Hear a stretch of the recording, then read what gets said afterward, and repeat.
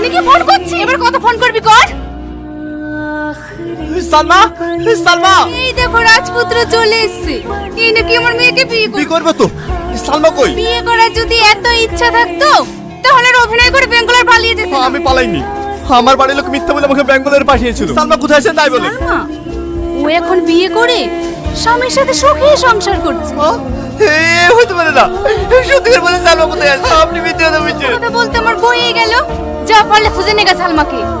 দাঁড়াও বাপ, চাচা, আপনি সত্যি করে বলেন না, সালমা কোথায় আছে? সে কথা ভুলো না বাপ। আমার সালমাকে জোর করে এক ঠিকাদারের সাথে বিয়ে দিয়ে ওই দিয়েছে। ঠিকাদার বাড়ি কোথায় চাচা? দরকার আমি ওখানে যাবো। ও গ্রামে নাই বাপ, ও গেলি ওরা ব্যাঙ্গালোরে চলে গেছে। ব্যাঙ্গালোরে?